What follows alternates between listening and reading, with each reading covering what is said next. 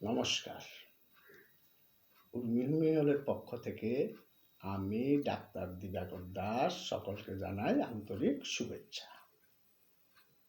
আজকে আমি আপনাদের সাথে অপারেশন ছাড়া কিভাবে মহিলাদের জরায়ুর ফাইব্রয়েড বা টিউমার নিরাময় সম্ভব সেই সম্পর্কে আলোচনা করব। অপারেশন ছাড়া জরায়ুর টিউমার নিরাময় সম্ভব? ফাইব্রয়েড এখন খুব বেড়েছে, সোজা কথায় যা জরায়ুর টিউমার, যদিও ক্যান্সার নয়, তবে এর চিকিৎসা দরকার। ওষুধে কাজ না হলে অপারেশন প্রয়োজন। অবশ্য অনেক ক্ষেত্রে হোমিওপ্যাথি ওষুধেই গায়েব হয় ফাইব্রয়েড। বর্তমানে বহু মহিলা জরায়ু ফাইব্রয়েড বা ক্যান্সারবিহীন টিউমার এবং এই সংক্রান্ত বিভিন্ন শারীরিক সমস্যায় ভুগছেন। জরায়ু কোষের অতিরিক্ত বৃদ্ধির জন্য এই রোগের সৃষ্টি, তবে এটা ক্যান্সারজনিত রোগ নয় এবং এই অসুখ ক্যান্সারে রূপান্তরিত হওয়ার সম্ভাবনা নেই বললেই চলে। এই রোগের সঠিক কারণ এখনও অজানা, তবে অ্যাস্ট্রোজেন এবং প্রজেস্টেরন হরমোন এর পরিমাণের তারতম্য এই রোগের অন্যতম কারণ হিসেবে ধরা হয়। তাছাড়া পারিবারিক ইতিহাস থাকলে এই রোগ হওয়ার সম্ভাবনা বেশি থাকে।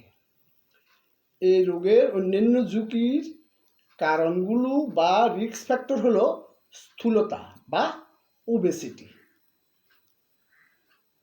কম বয়সে প্রথম মাসিক শুরু হওয়া, ভিটামিন ডি এর অভাব এবং যাদের মধ্যে এখনও গর্ভাবস্থার কোনো ঘটনা ঘটেনি। লক্ষণ ও উপসর্গ বেশিরভাগ ক্ষেত্রে রোগীর বাইরে থেকে কোনো লক্ষণ থাকে না। অন্য কোনো কারণে পেটের আল্ট্রাসাউন্ড পরীক্ষায় ধরা পড়ে। কখনো কখনো লক্ষণ ও উপসর্গ দেখা যায়, তবে তা নির্ভর করে টিউমারের সাইজ, সংখ্যা এবং অবস্থার উপর।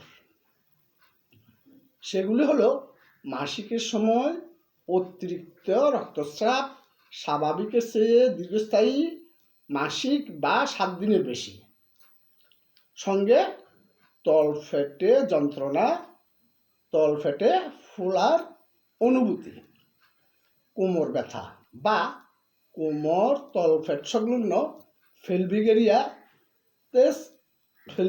স্থানে ছাপবোধ, কোষ্ঠকাঠিন্য, ঘন ঘন প্রস্রাব করার ইচ্ছা, যৌন মিলনের সময় যন্ত্রণা, গর্ভধারণের অক্ষমতা বা বন্ধ্যাত্ব, অতিরিক্ত রক্তস্রাবের জন্য রক্তাল্পতা বা অ্যানিমিয়া এবং তজ্জনিত শারীরিক সমস্যা যেমন অতিরিক্ত দুর্বলতা, ঝিমুনি, সিঁড়ি বাঁধতে কষ্ট ইত্যাদি।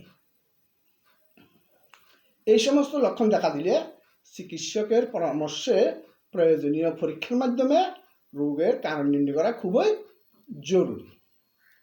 কোন পথে চিকিৎসা করবেন?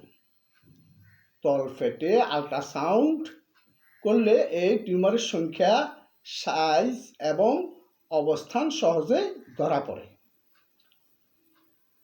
রক্ত পরীক্ষার মাধ্যমে রক্তাল্পতা নির্ণয় করা হয়। পরীক্ষার পরে রোগ নির্ণয়ের সঙ্গে হোমিওপ্যাথিক চিকিৎসার মাধ্যমে এই রোগ সারানো যায়।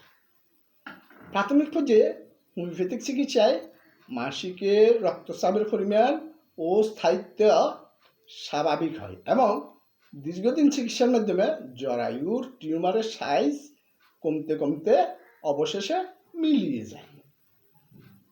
হোমিওপ্যাথিক চিকিৎসা চলাকালীন পেটের আল্ট্রাসাউন্ড পরীক্ষা মাধ্যমে চিকিৎসার অগ্রগতি বোঝা যায়। যারা রক্তাল্পতায় ভোগেন তাদের হোমিওপ্যাথিক চিকিৎসার সঙ্গে সঙ্গে সঙ্গে আয়রন সমৃদ্ধ খাবার যেমন কাঁচকলা, থোর, পালং শাক, মোচা, ডিম, মাংসের মেটে, ছোলা, ছোলার ছাতু, খেজুর, আখের গুড় প্রভৃতি খাওয়া আবশ্যক। হোমিওপ্যাথিতে অপারেশনের প্রয়োজন নেই। হোমিওপ্যাথিক মতে এই রোগের কারণ সাইকোটিক মায়াজম। হোমিওপ্যাথিতে লক্ষণ সাদৃশ্য মতে চিকিৎসা করা হয়, তাই কোনো নির্দিষ্ট ঔষধ নেই যেটা সরাসরি কাজ করে এই সমস্যা নিরাময়ে। রোগীর মানসিক এবং শারীরিক লক্ষণ সমষ্টির উপর ভিত্তি করে ঔষধ নির্বাচন করা হয়ে থাকে। তাই একই রোগে আক্রান্ত বিভিন্ন রোগীর বিভিন্ন ঔষধ প্রয়োজন হয়। হোমিওপ্যাথিক ওষুধ নির্বাচনে এটি একটি বিশেষ পদ্ধতি যা অসুখটিকে গোড়া থেকে নির্মূল করে।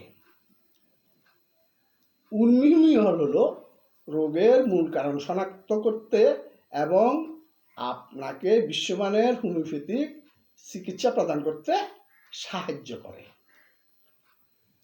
হোমিওপ্যাথিক চিকিৎসার সর্বোত্তম দিক হলো হোমিওপ্যাথিক ঔষধ সম্পূর্ণরূপে প্রাকৃতিক ভেষজ থেকে প্রস্তুত, তাই এর কোনো পার্শ্ব প্রতিক্রিয়া নেই।